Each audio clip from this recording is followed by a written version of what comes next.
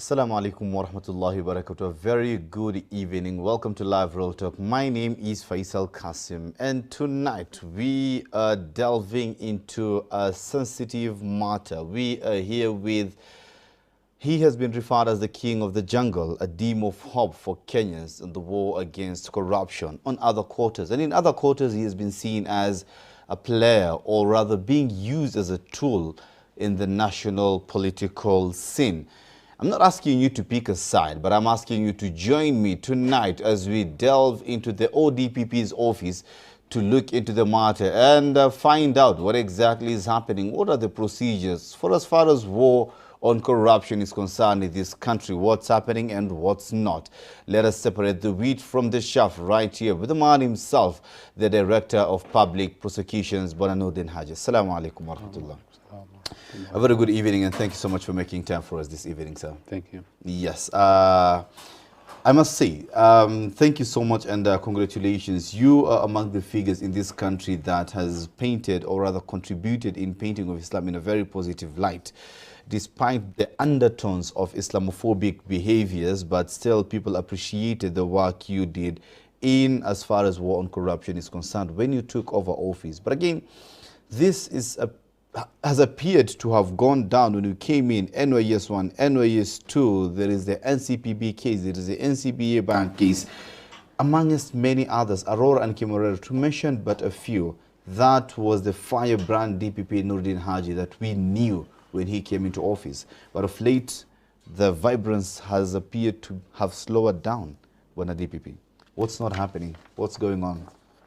No, everything is on course, and we are continuing with the work as we did, and perhaps people do not seem to understand that the perception that maybe some of this work has slowed down could be as a result of last year's effect of COVID, where everybody did not know how to treat this. So this did slow down some of the the investigations and also prosecutions of corruption cases. However, we have really concentrated in trying to deliver for Kenyans. It is not enough to just take cases. We must be able to show to Kenyans that we are winning those cases. And I think as an office, we have decided that we will give more priority in preparing ourselves adequately for cases in court, so that we can deliver a number of convictions. We might not be able to deliver all of them, but a number of high-profile convictions that will give the confidence to Kenyans that war is still ongoing. And I think in the last 1 month or so, you've seen that we've had a number of convictions and a number of fines that do indicate that the ODPP is working effectively, and the judiciary is also on board to ensure that those found guilty, once we have tabled the evidence sufficiently to the satisfaction of the judge or the magistrate, then fined and jailed accordingly. You are on record on one of the national platforms. Of course, it's integrated in line with what you just said a few minutes ago about conviction and taking cases that you're so sure about. In other words, are you trying to assure Kenyans that all the cases that are proceeding right now, that you are prosecuting right now, we should expect nothing else but victory? I hope so. But as I said here, we might not get all of them. But I'm sure that a big percentage of them will be able to deliver. Some of them, it's not because we don't have the evidence. Some of them might be on issues of technicality, and when we have that, we are ready. And when we believe that we have the evidence, we are ready to appeal, and that's what we've been doing. So what I'm telling Kenyans is that all the cases that we took, in our opinion, have the evidence, and we are confident that we'll be able to deliver maybe 90%. Great. There are claims of politicization of your office, using your office as a political tool. Case in point, Okoth Obado, the Migori governor, he was only arrested during the senatorial by-election in Migori and then was released after the election. After that, he was captured again after appeared to be in the presence of a political figure in this country. That's when the case was revived again.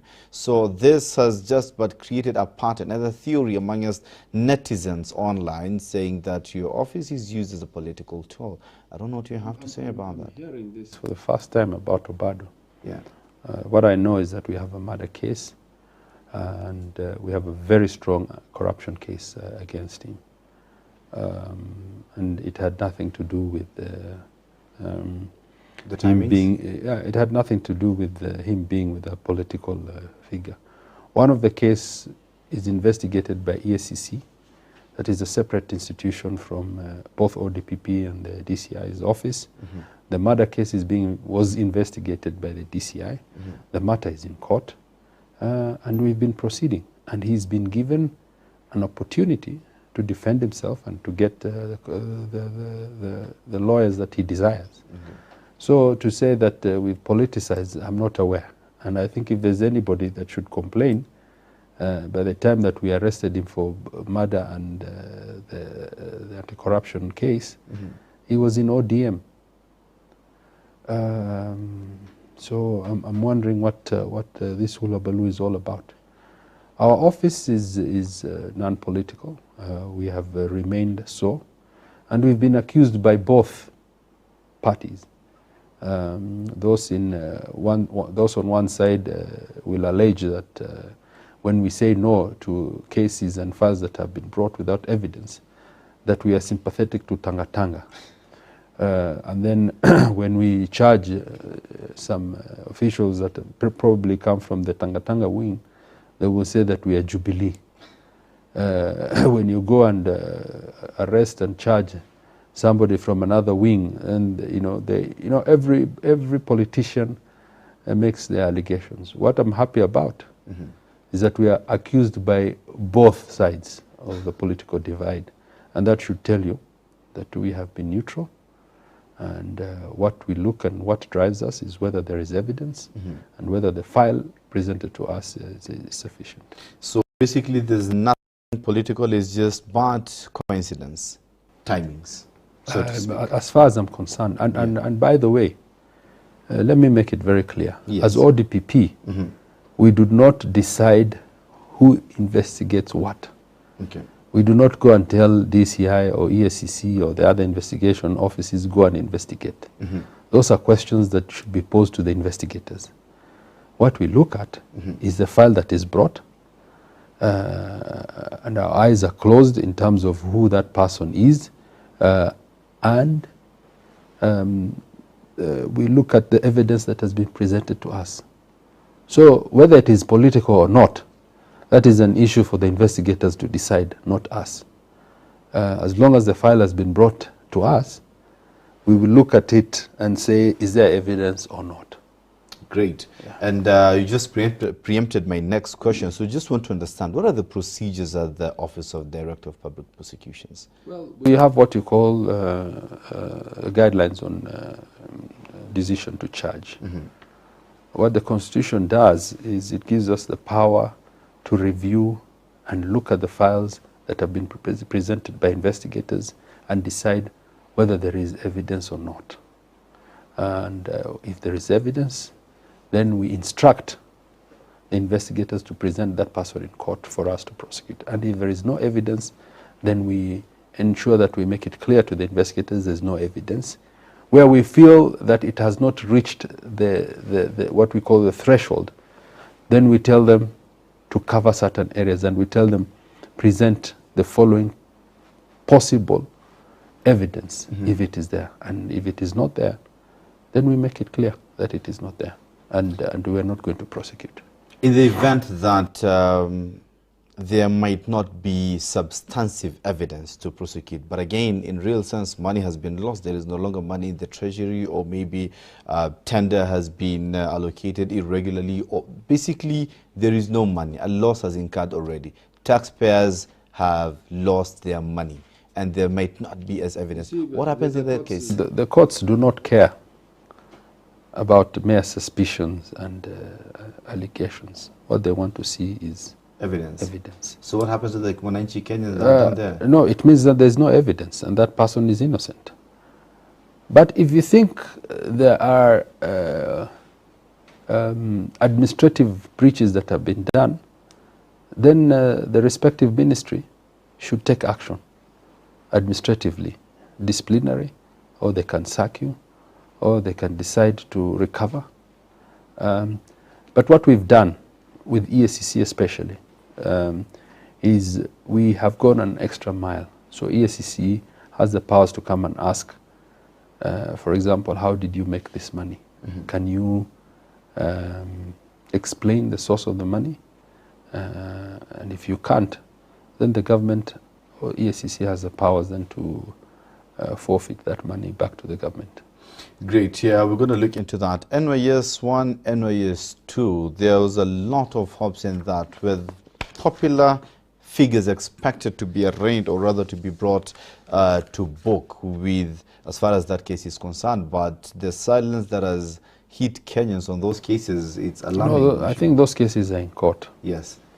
Maybe because they are long and maybe a bit boring, the media has not bothered to cover it for Kenyans. Okay.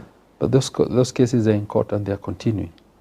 Unfortunately, NYS, the nature of the case itself is that it's so huge and it involves so many people. So it will take time before we can conclude it. But the case is in court. NYS 1, I was not there. I was not the DPP then. Yeah. But the matter is still in court.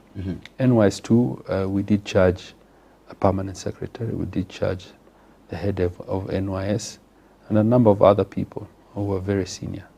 And the matter is still in court. Great.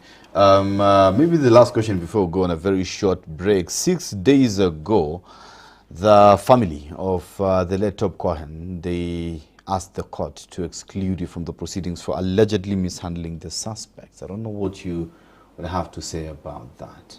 You know, the matter is in court. We are going to put our side of the story out to the court so that they can hear us. But in my opinion, this matter has been sensationalized. And unfortunately, the Citizen TV has been used against the ODPP simply because we made the decision not to charge on a matter that the owner of Citizen, SK Macharia, was involved. It's unfortunate that they have allowed such a reputable media to be used against the ODPP. But the truth shall prevail and justice shall prevail. We understand that justice is costly and sometimes we have to sacrifice, and that's what we're going to do. So we will put our side of the story out there and defend our position to charge or not to charge. Great. When should we expect that to come out? Soon. Very soon. Yeah. Looking forward to that, and keep it Horizon TV when it is coming, because it's coming like straight from the fire. This is DPP Noordin Haji, the lion himself. This and much more will be coming after the break. Please do not touch that dial because a lot more to come yet. I want to know a number of things. The turnaround time for corruption cases. What did you want to know about that? Orengo, Kipchumba Murkomen, among as many others, have been barred, of course, in an application filed by the ODPP. They filed an application to bar some of these legislators to act on behalf of, quote-unquote, corrupt public officers. Can you talk about this after the break?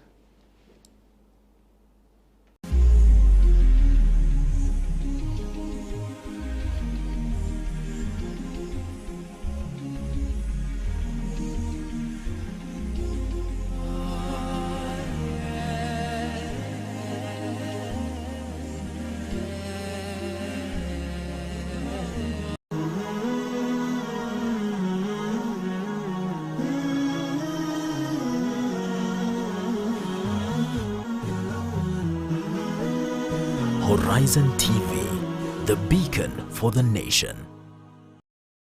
Allahu Akbar, Allahu Akbar. الله أكبر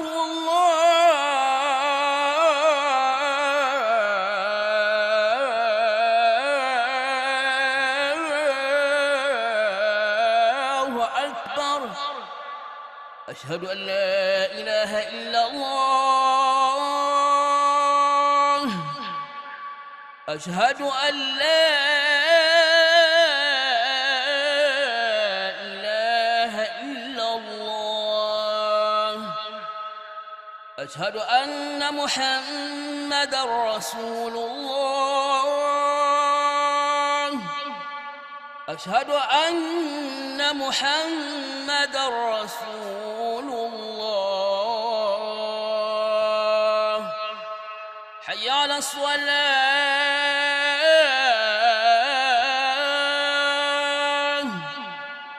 حي على الصلاة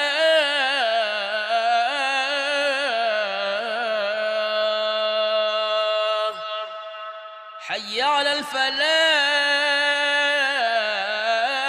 الفلاح حي على الفلاح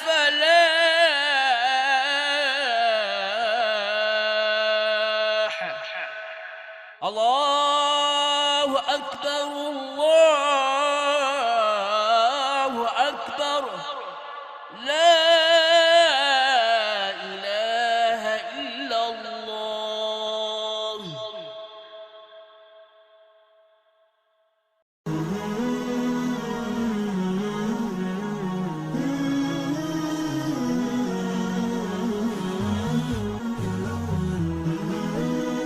Horizon TV, the beacon for the nation.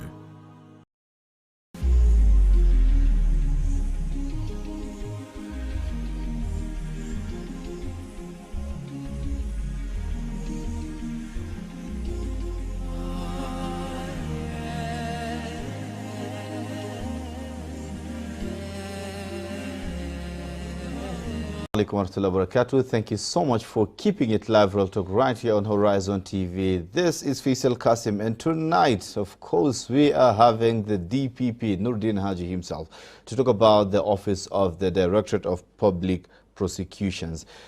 You were so clear about the Topco Hens case, and we're expecting for you to come out very soon. And that is, of course, we've asked the viewers to keep it locked there. But before we get into matters of legislators taking up cases and the recovery, by the way, of 2.9 billion as of 2020 October, that is your record as well, saying that you've recovered 2.9 billion. We're going to get into that and get details. COVID-19 millionaires, it is something that really angered Kenyans, because we've had the ravaging effects, economic effects of this COVID-19, just as you've said. And unfortunately, while we were sleeping and adhering to the COVID-19 protocol, some people were making millions out there. It's a case that file was brought to your office, and the first time you said it was not watertight. Right now, 3 weeks ago, you set up a whole committee to look into it. Any headways with that, DPP? I don't know. What committee did I set up? Task force, that was in 19th of September. You set up a team to look into the case? Not a committee. Yeah. Prosecution team. Prosecution team. First of all, let me because I noted you called us Office of the Directorate. We are not a directorate. The Directorate is the DCI's office. We are the Office of the Director of Public Prosecution, a constitutional office that directs the National Police Service. Beg your pardon. Yeah, and the DCI is a directorate within the National Police Service. Great. Thank you for So I direct his boss. Okay. Constitutionally. Now, the issue of KEMSA, as I've told you, KEMSA, the case that was brought to us by EACC, and by the way, yesterday, citizen wrongly attributed us for having kept the file for long. I want to make it very clear here and categorical that the file was forwarded back to the EACC and is with the EACC, and we asked them to cover areas. I will not, as ODPP, go to court and charge individuals for administrative breaches. There must be evidence of money lost and evidence to show that it is not mere administrative oversight and lapses. if a file is brought for convenience of the public, for me to charge, to show that we have charged, I will not do it. And I'm willing to lose my job for that, because I will not lie to the Kenyan people. I must have a file that has evidence for me to be able to prosecute the culprits of individuals involved in KEMSA. And people, including those who are trying to malign me, can continue doing it. But I will not lie to Kenyans. So the KEMSA file is not ready. Once EACC cover the areas, and we've taken them through, we've agreed that they will do it. And EACC, by the way, do a great job. There are the people who are competent to investigate corruption cases, because they have the right investigative skills. They have accountants, they have auditors, they have architects, they have quantity surveyors, and this is what institutions that are supposed to be investigating corruption should have, and they are well trained in that area. So I'm expecting that they will do a good job and then present it to us. Bona DPP, turnaround cases for corruption cases, the turnaround time for corruption cases, it is something that some Kenyans are complaining that it is taking too much time, and thus it was presented in the proposed Building Bridges initiative to take at least a maximum of 2 years. Why are some cases taking too long, and is there a possibility of putting a cap on timelines of turnaround time? I think the Chief Justice has been very clear that she wants to make sure that there is timelines for this. And I think very soon she'll give practice directions for that, and we thank her for that. There are several reasons why sometimes it takes long. One, first of all, the accused has as much right as the accuser. And constitutionally and legally, they are given their right to defend themselves and to be able to put objections as to why they are being prosecuted. That has usually been taking very long. And we have complained to the Chief Justice that sometimes they are given too much leeway. Sometimes the time frame is indefinite. And I think the Chief Justice, having come in recently, has taken it to her stride. And she has actually moved a lot of those cases by giving the right directions. And we thank her for that. And I think you will see a difference. We have managed with some of the cases to be able to finish them within the stipulated 2 years. Some because of the heavyweights that we have put in court. We've been frustrated by numerous applications to the High Court, to the Court of Appeal. You have to go all the way sometimes to the Supreme Court. So when that is happening, the case at the Magistrate Court has to wait. But I think, as I said, the CJ is working to ensure that the processes are not abused. Sometimes what they have done purposely is in the middle of the trial, then just to delay, they come up and say, we have changed our lawyers. So that takes time to allow them to come back in. Sometimes the lawyers are frustrated because we are doing very well and they walk out on us.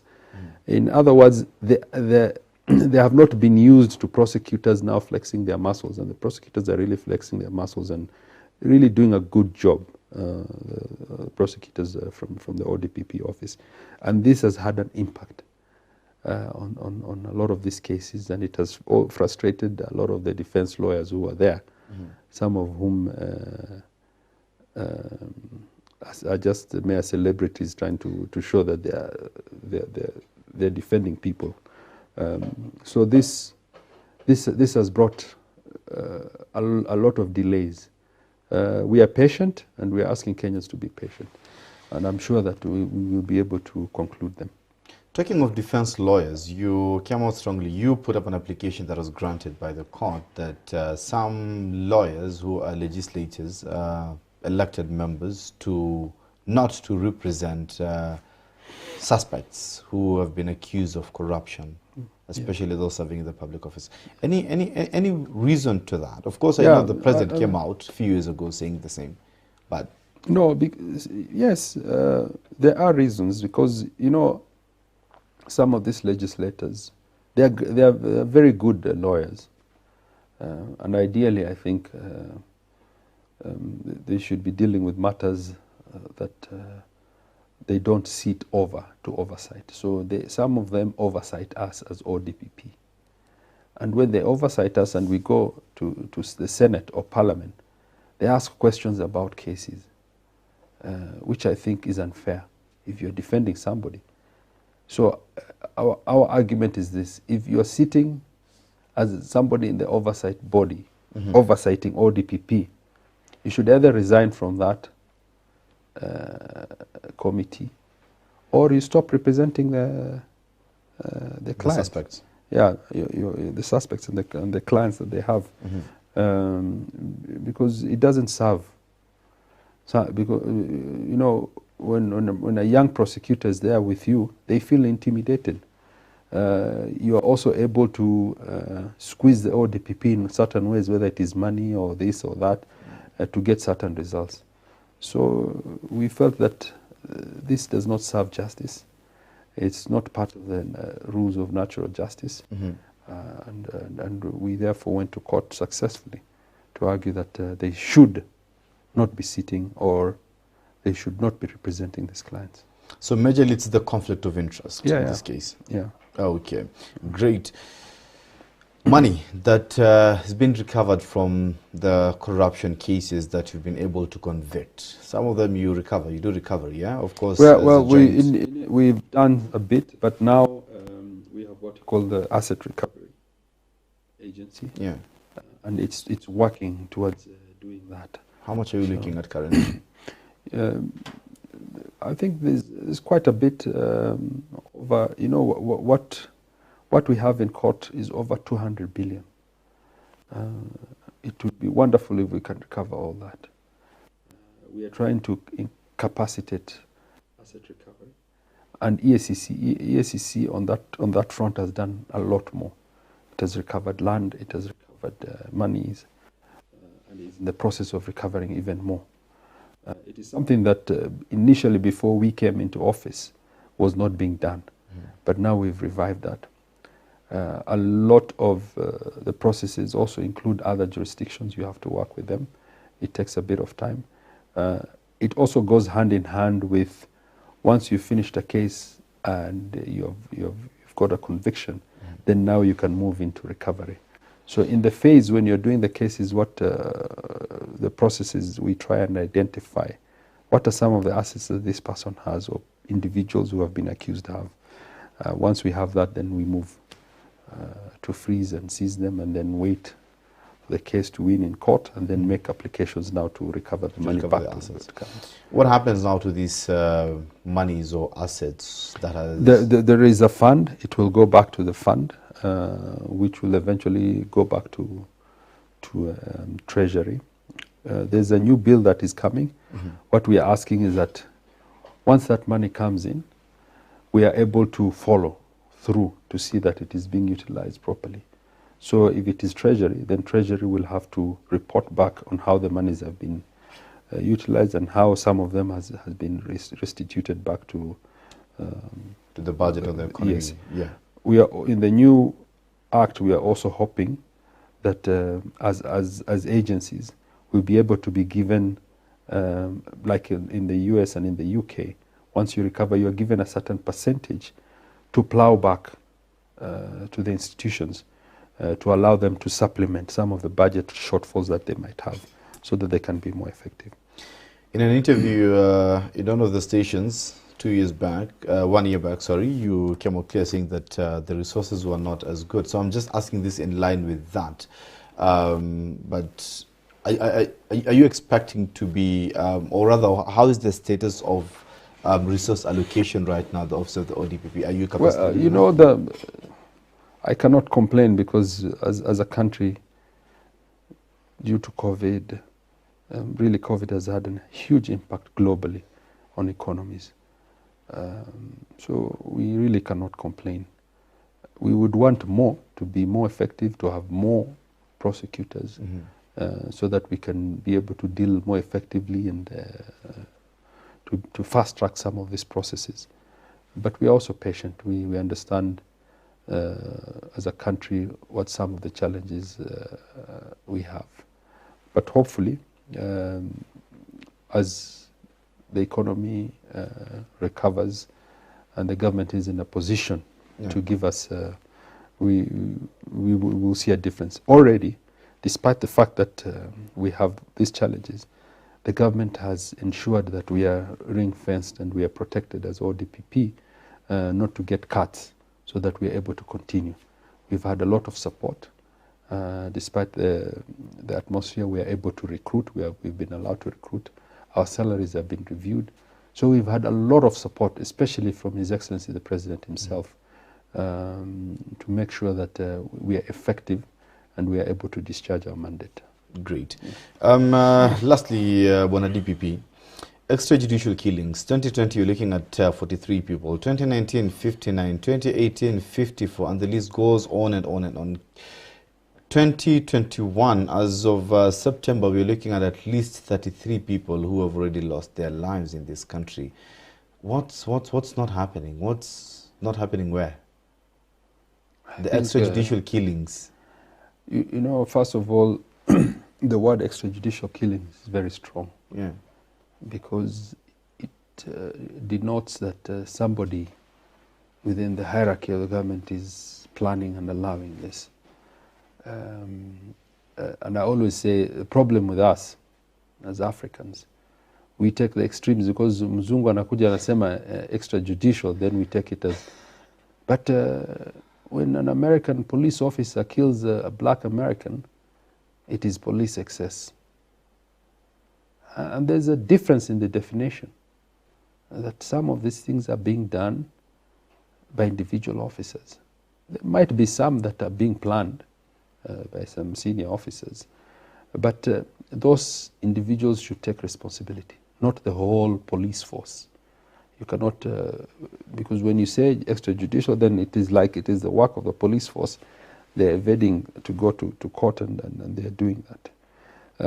It's unfortunate. I'm not justifying it. It's unfortunate. It's unacceptable. It's not acceptable at all. We should always strive to ensure that we ensure that justice takes course. And if somebody is accused of doing something wrong, then they are arrested and presented before court. This phenomena is not only against Muslims only. We have seen in Nairobi there are people who have been killed and people who have disappeared and people who have appeared elsewhere dead. But what we are saying, whether it is Muslims or not, it is unacceptable and action must be taken. So then the question begs is, what have we done as ODPP? We have engaged quite a bit with the police. We have engaged with the public. We have a program with Haki Africa in Mombasa that we are working with. For the first time, we are able to sit down with an organization that was looked at as a pariah against the government and the system, the security. We are able to sit down and work with them to see if we can find solutions. We are a long way from finding solutions, but at least we've started.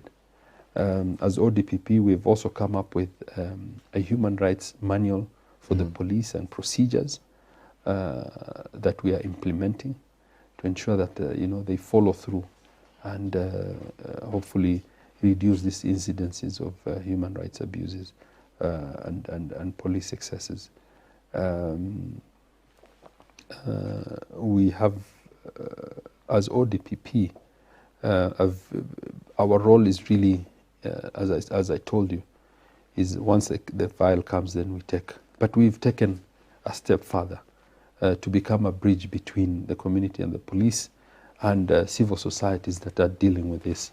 So Haki Africa, Muhuri, and other organizations like IJM, which is a Catholic institution that is also working on this issue. It will take time. And the issue of police excesses and brutality is not only confined to Kenya, it's all over the world. But it depends on, what mechanisms you put in place. In Kenya, unlike, for example, the UK or the US, we have the Independent Policing Oversight Authority, which is doing a good job also. And what we are trying to do is to push for them to get more capacity so that they are able to investigate police officers independent of the police or the investigators from the police themselves. It will take time, but we'll do it. Now, the other problem that we face is that coming back to extrajudicial killings, especially where Muslims are involved, one, people usually do not want to do post-mortem. So what we've done with Haki Africa is we've approached the ulamas to see if they can make it clear that post-mortem is important. Because with post-mortem, as prosecutors, we are able then to effectively prosecute. The other thing is witnesses. A lot of people do not want to become witnesses. Without witnesses, as prosecutors, we cannot prosecute. And you make it very hard for example, IPOA investigators to then prepare a file and bring it to us. And when it comes, then you have maybe one witness, and that might not be sufficient for us to get a conviction. However, since I came to office, we have been able to charge over 80 police officers on issues of extrajudicial, sorry, I don't want to use, on issues of police excesses and brutality. And what we are doing now is ODPP. We have said that we are going to charge people on command responsibility, so that we are not going to concentrate on the junior officers who do the work or who have done it. But we're going to look at whether a senior officer was involved and that they have to take responsibility. Because you cannot be sitting in one area, every day it is happening, and the OCS or OCPD is saying, I don't know. So now we are saying we're introducing that. And very soon, it has taken a bit of time. We've been working with a number of civil society and the United Nations. And soon there is what we are calling the baby pendo. I've been saying this for a long time, but very soon we're going to bring that case. And that case is going to be a test case whereby we are going to ask senior officers to take responsibility, and they're going to be prosecuted. And I think once that takes root, then we are going to see the incidences coming down. Great. Looking forward to that. And I'm sure as the show has been going on, below there on your screen, you've been seeing contacts of the ODPP, Office of the Director of Public Prosecutions. You have been seeing those contacts down there, and that's how you can engage them. There is a case, you can engage them on those contacts, correct? Yes. Exactly. And community reach out programs, you also reach out to the people? Yes, we did. We do, or did. We just stopped in 2020, and we're going to restart now. Okay. Yeah. And of course, you also engage them on social media as well, right? Yes. We have the ODPP Cafe every Friday, and we have topical issues. I think there are a lot of people who engage with us. It's on YouTube. We also have it on Twitter and Facebook. Yeah. Great, you know where to go and get them. Get yourself going and hooked up on Facebook, Twitter, and YouTube of the ODPP, and let's be part of the solution. Not always sitting on the social media and become the bloggers, or rather the army on social media. So let's be part of the solution, because you can either be part of the problem or part of the solution. Bona DPP, what would be your parting shot tonight as you're wrapping up the show? Yeah, I think, you know, as Muslims, we are told to be patient. Those who are patient are the ones who succeed. I want to ask Kenyans to be patient.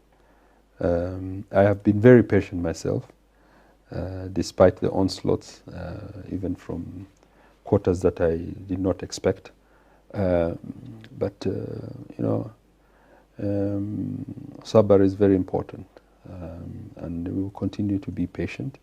And inshallah, Allah will give us the solutions as a country and a people, inshallah. And As Muslims also, I want to urge them